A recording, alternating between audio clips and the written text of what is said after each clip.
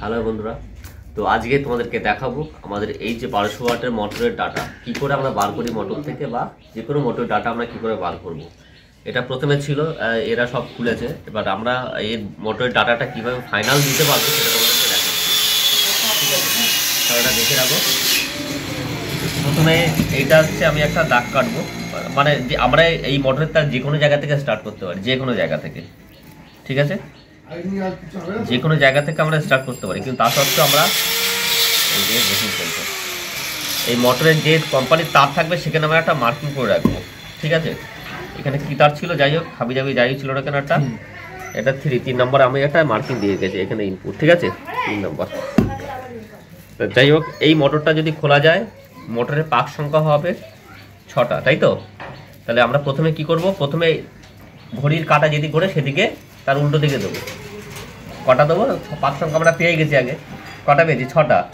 তারপরে যেই 6টা হবে, যেই দিক হবে তার আবার উল্টো হবে ঘুরিয়ে, এইদিকে 6টা, এদিকে 6টা কমপ্লিট হয়ে গেল, কিন্তু আর এদিকে যেন 7টা না হয়। যেই 6টা কমপ্লিট হবে তারপরে ঘুরবে এই দিক দিয়ে, ঘুরে আবার এইদিকে হবে, এইদিকে যে 6টা চলে আসলো আর যেন এদিকে না ঘোরে। মানে আমার ফিনিশিং কিন্তু আমাকে 6টা রাখতেই হবে, 6-এর জায়গায় 7 যেন না হয়। এখানে 6টা হলে এখানে 5টা হবে, তাই তো? আবার কিছু কিছু ক্ষেত্রে যেটা আমরা অ্যান্টি ক্লক হবে সেখানে এখানে 5-এর জায়গায় আবার 6ও হয়ে যাবে। আমার সামনে দিয়ে মাথা ব্যথা নেই, আমার পেছন দিয়ে মাথা ব্যথা, ঠিক আছে? পিছনে মাথা, তাহলে কি বললাম, এখান থেকে ঘোরাবো প্রথমে ঘড়ির উল্টো দিকে, তাই তো? প্রথমে ঘড়ির উল্টো দিকে যখন ঘোরাবো তখন এখানে কটা বলেছি?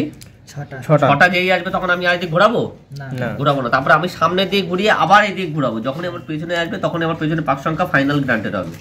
এখানে একটা যদি হয়ে যায়, এখানে যদি ফাঁকা না হয়, ফাঁকা থাকে না বাঁধায়, তাও আমার পেছনে কিন্তু একটা পাক সংখ্যা হবে, ঠিক আছে? তাহলে এখানে অ্যান্টি গুলোকে আবার কটা ঘুরবো? 6টা করে আর ঘোরাবো না। এইবার হচ্ছে মেন হচ্ছে মূল যে কাহিনী, যেই তার আমার এইদিকে 6টা কমপ্লিট হলো, হ্যাঁ 6টা কমপ্লিট হলো, আবার আমার লুপটা এখানে বেরিয়ে আসলো, তাই তো? তাহলে এখানে কি করবো আমরা, এই জিনিসটা খাতায় লিখে নেবে তোমরা পরে। এই কয়েলের যে খোপ থেকে, কয়েলের দাগ থেকে 6 দাগে যাবো। ক দাগে যাবো? 6 দাগ। তাহলে কটা হচ্ছে? 1টা 2টো 3টে 4টে 5টা 6টা। 6 দাগে ইনপুট হবে, ঠিক আছে? 6 দাগে ইনপুট হবে আর 5 দাগে ব্যাকে আসবে। তাহলে কি হলো? ক্লকওয়াইজ হয়ে গেল। তাহলে 6 দাগে ইনপুট হলো আর 5 দাগে ক্লকওয়াইজ হলে আমি এখানে পাক সংখ্যা কটা দেবো? 6টা। মানে পাক সংখ্যা আমার সব জায়গায় 6টাই থাকবে। 6টা হয়ে গেল। এদিকে যেই 6টা কমপ্লিট হয়ে গেল, তাহলে আবার তাহলে এইদিকে আমি ঘোরাতে পারবো না, তাহলে আমার এইদিকে খোপটা বাঁধতে হবে, এই খোপটাও 6খানা করতে হবে, তাহলে আমার এইদিকে নিয়ে আসলে তো এইদিকে ঘোরাতে হবে নর্মালি। তাহলে এটা আমাদের ক্লকওয়াইজ হয়ে গেল আর এটা অ্যান্টি ক্লক হয়ে গেল, ব্যাস ফিনিশ। এইবার হচ্ছে সেকেন্ড তারটা আমরা দেবো কোথায়?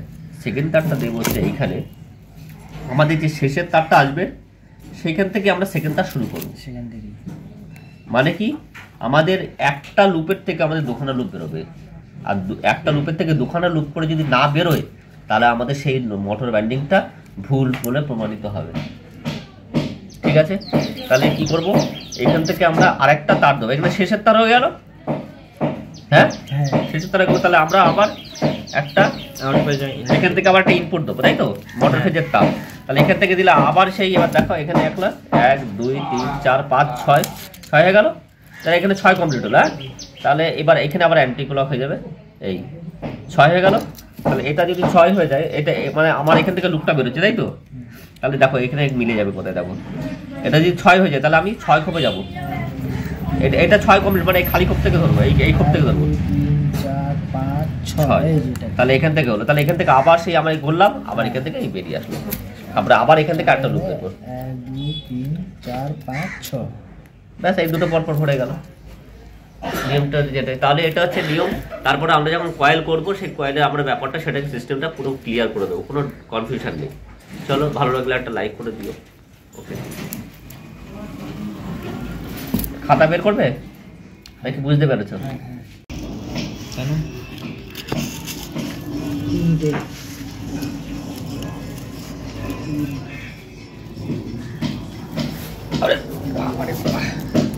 কত হয়েছে?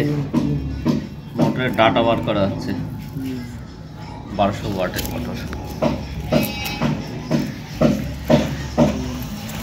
4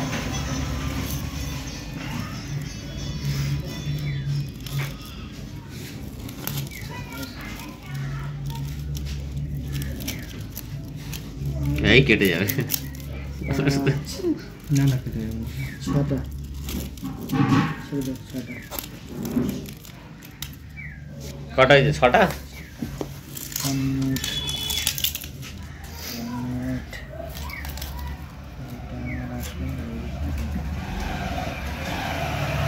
anti clock and clockwise তারপরে clockwise এটা তাহলে আমার anti clock হবে anti clockwise হবে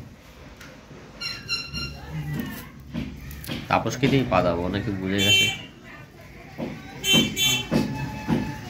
anti clock এটা clockwise তুমি বাঁধবো আমি এটাতে বাঁধবো না মোটর চলবে না কিছু মোটর না চললে ওইগুলো জিনিস বানায় কি লাগে কষ্ট করে লাভ নেই তার কিনে আনো হ্যাঁ আমি কিনে নিয়ে আসবো বানাই এটা নিয়ে আমি নিয়ে যাবো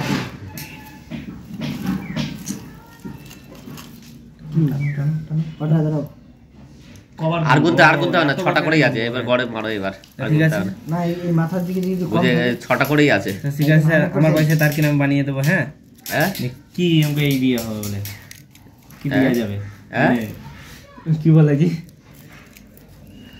প্রথমে তো প্র্যাকটিস করো আগে তারপরে তো ফাইনালে গিয়ে বাঁধবে তার ইনস্টলেশন যখন উঠে যাবে তখন দেখবে কিরকম মজা মোটরটা যখন ঘুরবে না না ঘুরলে আপনাদের টাকা দেবো না মোটর তারে 100% ঘুরতেই হবে ঘুরবে তো হ্যাঁ তো হয়েই গেল 100% ঘুরবে না মানে আমি মোটর বানাতে না ঘুরি তাই না ছেড়ে দেবো এই লাইনই ছেড়ে দেবো এই লাইন ছেড়ে দে না আমি না ওনার কথা বলছি যাকে এরকম কনফিডেন্স থাকা ভালো মোটর কারণ যেটা ঘুরবে না ওটা বানাবোই না ওর কথাটা বুঝতে পারছো বলছে যেটা ঘুরবে না ওটা বানাবো না মানে বাঁধার পরে ঘুরবে না তারপরে বানাবে না কি হলো যেটা হবে না আমি যেটা বুঝবো না ওটা আমি বাঁধবো কেন যেটা না বুঝবো সেটা থেকে বেশি চেষ্টা কত লোকে এখনো পর্যন্ত মোটর বাঁধা ভুল করে না না আমি যেটা বুঝবো না ওটা তো ভুল হবেই আর যেটা বুঝবো সেটা তো আর ভুল হবে না কে বলেছে এখনো পর্যন্ত মোটর বাঁধতে গিয়ে ভালো ভালো মেকানিক হিমশিম খেয়ে যায় জানো এটা আমারই হয়েছিল একবার তাহলে ম্যাগনেটের প্রবলেমে এত ঝামেলা হয়েছিল মোটর বাঁধও বুঝতে পারবা কিরকম ম্যাগনেট প্রবলেম হয় না হ্যাঁ ম্যাগনেট চার্জ করে নিয়ে যাবো সারা এখানে পাঠিয়ে দেবো কালকে চার্জারটা বানাবোই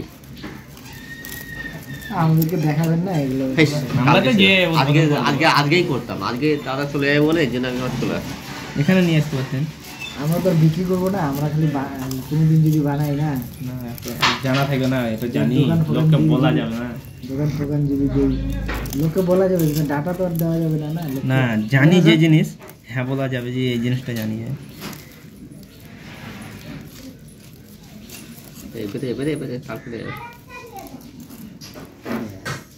ঠিক আছে এই যে ফেস টু ফেস ঠিক আছে এবার খোলা মোটর ডাটা এটা ইনটেক ক্লক এটা হ্যাঁ মাঝখানে 3টা রেখে ক্লক বুঝো ঘড়ি একটা ঘড়ি যেভাবে ঘুরে ওই দিক দিয়ে ঘুরতেছে আর একটা উল্টো ঘুরতেছে